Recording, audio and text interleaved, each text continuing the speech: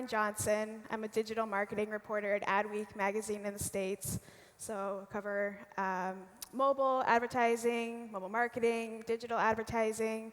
So we're here today to talk about bots, which have, obviously become a huge buzzword over the past 6 weeks thanks to Mark Zuckerberg.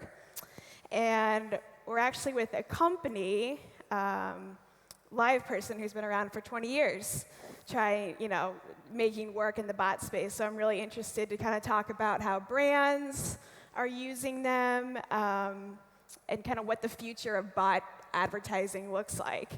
So, one of the things that I think I cover a lot at AdWeek is that mobile advertising is really struggling right now. If you think about, click-through rates on banners are obviously notoriously awful. You get the rise of ad blocking in the past year about, consumers just being fed up with annoying and obnoxious ads. So kind of with that in mind, you've been in the space for 20 years. What's been like, the major shifts you've seen so far, and why are we talking about bots now in the marketing world? Well, when I look at digital as a whole, and I think I started LivePerson in 1995, I think we're at the third part of digital. The first part was like organizing the world's information, and that's Google, and second part was community with my friends and family and Facebook. But where we are right now is the next, I think, big transformation, which is the relationship between the consumer and a brand over digital. So when we see the things like bots or messaging, it's all about how does a brand create a digital relationship? Because today it's predominantly not digital. So when we look at that, I think that's why there's a lot of conversation about it. Mm-hmm. How do you think, as consumers anyway, are using more apps like Facebook Messenger, obviously, things like WeChat, those types of things, how does that affect how a brand does business? Well, it's one of the things we saw, 3 years ago, when I think I've been doing this for 20 years. So I created chat, invented it in 1997, and keep innovation going at the company. 3 years ago, I was looking at what's going to happen with consumers, and we can see that consumers were starting to use Messenger as the primary way in which they're communicating. Today, a mobile device is not a phone. It's a device where Messenger is being used 80% of the time, whether you're 10 years old, 15 years old, or you're 70. And so what's happening now is the brands are saying, if this is the way consumers are communicating with each other, why can't we communicate with them the same way? Why are we keep asking them to call us? Mm-hmm. Because most of the time, brands are saying, call us and speak to us on old phone technology, and consumers are messaging. So there's a definite disconnect there. Mm-hmm. I think anything is going to be, what's different, I guess, with this round of bots versus like the automated telemarketing things that people may think of, at least in the past? Well, I think the technology's gotten better on the bot side, and we showed a couple weeks ago with the launch at F8 at Facebook's conference, Mark Zuckerberg showed ordering flowers to 1-800-Flowers, and we were powering the back end of that. Mm-hmm. So when the bot happened, and then there was also human connection, that was our technology. I think it's gotten better. However, because Mark Zuckerberg says bots, now bots is great. Everyone's in bots. People getting funded in bots. So I think there's a hype cycle to bots, and we've seen these things called virtual agents, which were the previous bots, the old bots, and they didn't work too well. So I think we're still in a trial period for brands to really use this technology effectively. Mm-hmm. How much of what Facebook is doing, obviously we're in Asia, so we'd be remiss not to talk about WeChat and all these other apps, Line, that have taken off. So how much of what you've seen Facebook is trying to do with Messenger and bots is kind of mirrored on the same kind of level as? When I think about Facebook and their strategy around messaging, and what you see is somehow a connection to, I think, a lot what we see with WeChat or even Line. So there's a little bit of take the book out of the strategy of WeChat, and that in Messenger, I think Facebook envisions, I'm going to order a car, I'm going to make a reservation, I'm going to do all that, which I think played out quite well in this marketplace. But in the United States, most companies have already created mobile apps. They're not using an aggregated app. Mm-hmm. Most companies have their own website. If they're very large brands, they've invested heavily in this stuff. So it's still a question of whether those brands want to give up the customer relationship to Facebook. And I think that's the question, that's the struggle right now in that strategy. Do you think a lot of brands do want to give over their business to Facebook? Yeah, I think everybody wants to give their business over to Facebook, I think. But I think, once again, I feel like it's the fear. It's that if the consumer comes through Facebook Messenger, what does that mean for a big bank? And if one day Facebook wants to be a bank or a fintech company, how does that really destroy the relationship between brand and consumer? So I think the brands, at least the ones we work with, all the big telcos and all the big banks around the world, American Express and Citibank and HSBC and Singtel, when you talk to these guys, they really want to take a shot. They want to use their own apps. They want to take a shot at creating that relationship through mobile with the consumer. And I think that's where the big brands are today. Now, in terms of, you talked about the 1-800-Flowers example that was at F8. So how does that one work? Like, I have a Facebook account, obviously, so like what are the kind of the steps involved in using it, and how, if I was a consumer, how would I use it? So basically, you can get to 1-800-Flowers one of two ways, either off the Facebook page at 1-800-Flowers, so you can message from there. You can message from the 1-800-Flowers website. There's sort of a connect me there with Facebook. So, and then what happens once you connect, it comes into your messenger. So where your friends are, now it shows 1-800-Flowers as like a friend. And then you start asking a question. We've created what I think is the best of all worlds, which is there's a bot that's trying to answer the questions at first, but the agent, the human, is right there. Okay. So the agent, if there's a problem, instead of a consumer being frustrated and like, I hate this bot, the agent can jump in. And that's the experience that we think is the best experience for a brand like a 1-800-Flowers. What is there like an actual time? Like, how do you know how to switch over? I guess from the automated bot stuff versus when a human jumps in. It's when a consumer says, "Are you a bot?" So when they get so frustrated, like, or they say something very negative, and the consumer picks up on the fact right, that you're this is pissing me off. I hate you. You know, but we can see sentiment. So we can see when the consumer's not working, or they keep asking the same question. And the challenge with the bot technology today is, what you're hearing a lot about is AI and machine learning. Most bots are scripted. So they're looking for keywords, and then they run you through a script, an A, B, C, D. And a lot of times it errors out because the consumers don't ask questions the same way. We see it. We may have one of our telcos that has 2 or 3 million chats a month, and we see the data.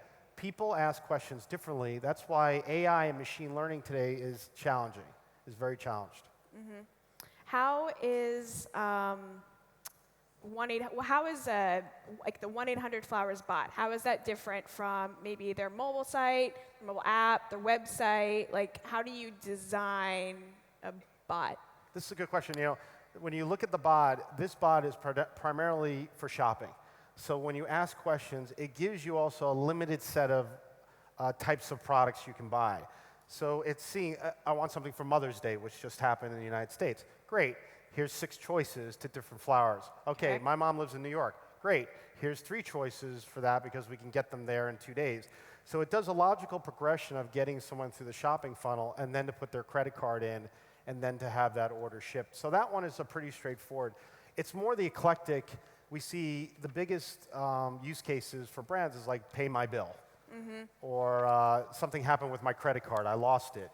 These are things that we also need connections to back-end systems and a little bit more sophistication when you're dealing with those types of use cases. Now, if you order the bots, and let's say, or you order flowers through 1-800-Flowers through the bot, and something wrong happens, like the order is delivered, wrong product, whatever, so that's handled by a human and not the bot? That's right. So you can come back through Messenger and get it through a human, and you'll say, there's a problem I order, a human comes in. So what we see is that bots are really good on what we want to think of tactical type situations. When it comes to customer connection and care, there are many situations where the brand wants to step in because the key is really lifetime value.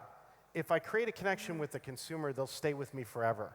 And so we know humans buy from humans.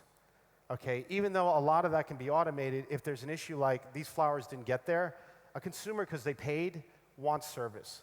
And that's where we bring in a live person. How much demand have you seen from brands to build Facebook bots in the past, say, 6 weeks or so since Facebook came out with this stuff for brands? A tremendous amount. So we got so many phone calls, and it's every CEO out there told someone in digital, find me our bot. Okay, so there's been the hunt for the best bot. And so I think what's happening right now is brands are evaluating what's the reality behind bots and what's not. And we've already been working with brands for the last couple of years on automating an AI around service funnels and things like that. So the bigger brands have already been looking at it through like IBM Watson or what Microsoft has, and we could talk about that. But there is a hype demand right now, which if you're creating bots, you should get funded immediately because it's a great opportunity to raise money because the hype may end in about 2 or 3 days or weeks or months. Yeah. So that's what it feels like a little It kind bit. of feels that way. Yeah, it's the bot bubble. So. The bot bubble. The bot bubble. So earlier this year, Microsoft had this, bot named Tay that kind of went haywire on Twitter. And, how does stuff like that and like what other companies are doing in the space, whether it's Microsoft or like you mentioned IBM, what are other companies doing, I guess, in the space if you're not, you don't have Facebook's giant scale? Yeah. So we've worked with Watson, the IBM Watson technology, which is also not machine learning. This is a scripted scenario, which we haven't seen great successes with it in the service environment. Supposedly, it's being used very, very well in the healthcare environment. Okay. But in customer care, where IBM's been trying to move lately, we haven't seen a lot of successes. We're working with a large bank in Europe, and they really are partner with IBM, and they tried to get it work. And it didn't work. We saw it with Microsoft when they were monitoring Twitter feeds and tried to answer, and this bot said some pretty bad stuff. And so they shut it down. I think the large companies, the technology, although they're promoting it as innovation, it seems kind of old and not so sophisticated. We've had a lot of startups approach us lately because we have the data, we have the chat transcripts, and they've been approaching us and saying, can I work with this brand with you? I've got machine learning, we've got real AI, but we need the raw data. They need the conversation. So we're saying, come to us if you're a small startup. We'll look at bringing you to a large brand, and we'll experiment with you on getting you with that large brand, which is hard because a lot of the startups can't get the data from the brand because they don't have the security and all the things that the brand wants. Okay. And then any other platforms out there right now that you're interested in, whether it's something like Line, or we're going to see Line bots take off in a big way, I guess, from brands, or Kik, or any of the other messaging apps? Yeah, I think obviously WeChat and Line in this region, we're looking at obviously amazing platforms, way ahead of anything that's happened in Facebook and WhatsApp today. They're very progressive. You also look at things like Pinterest, that's out there, and they're going to put a Connect Me button next to pictures. So we know Twitter, obviously. People go to Twitter. I call it the last resort for bitching and moaning. So if you made a phone call and been put on hold, or you try to chat, your last resort is go public and put it on Twitter. But I think Twitter's also trying to figure out how to make that a primary place to do care. So customer care seems to be like the cool thing. And even though I've been doing it for 20 years, it was kind of always not so cool. It seems like now Facebook's in it, Twitter's looking at it, Microsoft, all these companies now are interested in the space I've been in for 20 years. So it seems to be a place, once again, because the digitization between brand and consumer is where a lot of focus is for companies. Well, with Twitter, I mean, obviously, Facebook over the past 6 weeks has come out with bots in a big way. And as a result, Twitter's kind of pushed back and said, hey, we've been in customer service for 10 years. Don't forget about us. So do you think are brands willing to invest in Twitter? Is it on the same level as what we're really talking about?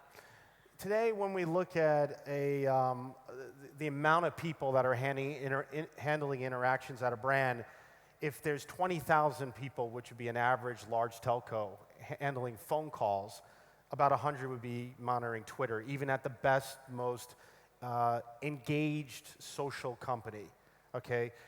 It's very small. So I call it an edge case. There is still fundamentally the big problem. that we've all ignored, and that is we call brands when we need help. We call brands on an old technology called voice. And there are 264 billion phone calls made each year for a cost of about $1.2 trillion. So $1.2 trillion is spent on old technology. And so what we're focused on is how do we really impact and disrupt that? Not just take edge cases on Twitter, but how do we impact and move that 1.2 trillion to digital, to messaging, to mobile, to a way in which the consumer and the brand can engage in an ongoing conversation. Brands and marketers have put a lot of emphasis on building their own branded apps over the past few years, and building these great, slick e-commerce sites. Do you see, is a branded app still necessary for brands when you think about the bot stuff? Yeah, look, ultimately, the big brands in the world, once again, I'm talking about the Western side of the world. If you're in China, you're in WeChat. But if you're in the United States or Europe or even some countries here in Asia, brands invested heavily in their apps. Most CEOs now are saying, we want to be mobile first, and they're taking it much serious than they ever have. The brand wants to control the relationship with the consumer. And so today, at least, they don't want to give that up yet, and they're spending a lot of money in it, and that's where there's a focus today. We actually have a question here that I'm going to jump in here with, which I think is kind of interesting. How do you handle bots with unconventional languages? Have you done any work in terms of thinking about how language changes at all? Yeah, the interesting thing is just there's different languages that you have to deal with. We are in 4 or 5 different languages today. Actually, the harder part is how people ask questions.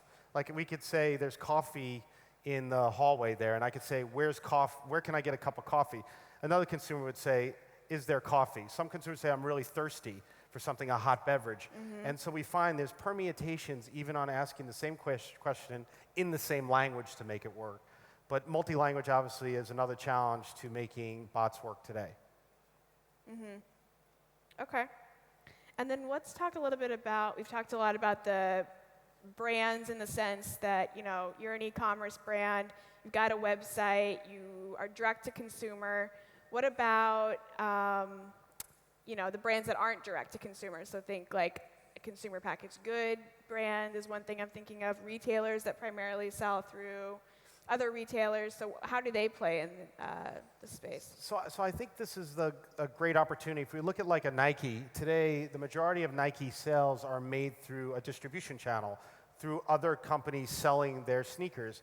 But you see, Nike has a multitude of apps in the world that they connect directly with those consumers. So I think for these types of companies or consumer packaging, mobile and mobile messaging especially, enables them to have a direct connection with the consumer. And that's what we're seeing. There's a balance there, but ultimately the Nikes of the world or a consumer packaging goods company, they want to know what the consumer's thinking. They want to know how to better their products. They have to be careful not to try to sell direct all the time because they're competing with the channel, but they ultimately want to have that connection on some level. And I think Nike's done an amazing job with all the running apps. So you bought the shoes from Foot Locker, but you're maintaining and monitoring your running habits through a Nike app and Nike product, and I think that's a powerful part, and they build community around that. So customers can share their experiences, which is part of the brand of, let's say, a Nike. Well, what does that, I guess, mean for a brand like Foot Locker, though, when they have, Nike's one of their big clients, they sell, millions of pairs of shoes of Nikes a year in store. In that case, it kind of seems like, is Nike going around Foot Locker to some degree to sell on their own, or what? So you see that subtle balance. Nike has its own stores, obviously, so there is a little bit of that, but they respect the channel. I do think for like a Foot Locker, it's an opportunity where this is one of the things that I believe in being in the industry for 20 years. Websites are all predominantly the same.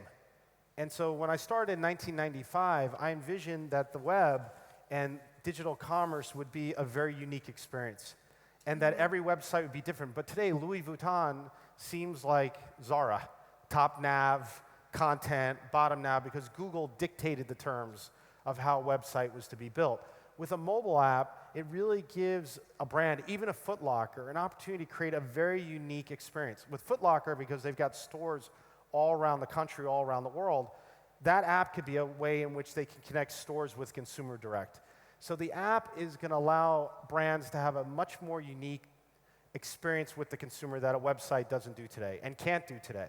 And I think that's the greatest threat to even a Google, is the ability for the brands to create that direct relationship. Okay, I'm going to take another good, I like this question Okay, too. Would losing the human touch be a major concern with bots? How do you get a bot to empathize? Does a bot empathize? You could be an empathetic bot, I guess. Because the name of the company is LivePerson, I still fundamentally believe humans need a connection to be empathetic. A bot, once again, is doing all those things that we don't want to touch a human with, but ultimately, human interaction drives loyalty. Human interaction drives higher lifetime value and connection with the brand. The question is, how do you do it over Messenger? How do you do it over mobile that's different than voice? And that's what the experience is going to be a very different experience, and that's the opportunity for a brand to change the game. We have another question about privacy when it comes to this. So will the collection of user data across different platforms infringe on customers' privacy? Any kind of like, I guess, what do you think, what does privacy look like in a bot world? I think privacy is always a challenge for us as a whole because of the amount of information that's collected off our devices today. However, with that said, the big brands are very respectful of privacy. Unlike what we think, if they're a bank or a telco, they're regulated. How they handle your personal information, it's not about the legalities of it, although there's regulation around that. It's about brand, let's call it maintaining the brand. If a bank does something with your data that seems wrong, you're going to leave the bank. And so the brands aren't as much afraid about the legalities of it, although they're very afraid about brand perception, that they'll lose you as a customer if they don't get that right. So even with Facebook today and what we're doing with them, it's not secure all the way, as in the data is saved in many different locations in Facebook servers, okay? At the brand, we secure it to meet the levels of a bank, but we're still walking into this when it comes to the messenger platforms. And so we don't have a clear answer of the privacy when it comes to using this data in a channel like a messenger, like Facebook or WeChat. What happens to a brand if they have a similar situation, similar to similar to the Microsoft Hey incident? Like, these things obviously have the big implication of possibly going haywire. Yes. What do you do when you're a brand in that situation? We often say, like, when you start, you got to put a human with it, and then we'll get it right. If you don't do that and your bot runs haywire, you're going to have a damage to the consumer. And we saw with Microsoft, people just started talking about that instantly, and Microsoft didn't look so great. So how do we create a buffer? And a security blanket is how we see through having a human monitoring the bots and being there for the short term. Eventually, the bot can work quite well. I don't believe that the world is going to be bot-centric. I think this is a very West Coast, Silicon Valley perspective that humans don't want to talk to humans. We may not want to talk to people on phones, but we love connections with humans, especially in brands. We love brands because sometimes of the service we get. Right? We love a brand because of the Genius Bar. We love a brand because of some person who spent time with us. That's why we fall in love with brands outside of their products. And today, where most products and services are commodities, whether it's a financial institution, you're selling technology, you're a phone company, it's all the same. Service can be a differentiator, and that's what we're seeing. It's the greatest weapon for a brand to change the game in this day and age. I think I want to wrap. Yeah, I think we're pretty close to wrapping it up. So maybe, we've talked a little bit about how, kind of to your point, as much as the hype around e-commerce has grown over the past few years, it's still single digit in terms of where, at least in the US, brands see a lot of the majority of their sales through brick and mortar sales. So what do you kind of, if you were to realistically think what the next 2 to 10 years looks like in the digital commerce space, what do you think is going to happen, or what will it look like? I think this is the big thing that I'm focused on, which is that, once again, 20 years ago, I thought today there would be 1,000 Amazons, 1,000 Alibabas. There's one. And so the internet never played out the way the guys at the beginning, the people at the beginning like myself, thought it would play out. I think we have an opportunity with mobile, and especially around mobile commerce, messaging, to change the game, because we have a truly connected experience. We can be in the pocket of a consumer if we're a brand. And that's different than having someone go on a website. So I feel like in the next 2 years, mobile and mobile commerce is going to be a very different experience than we think today. I think brands are really trying to innovate in this area with their apps to make them the next Uber.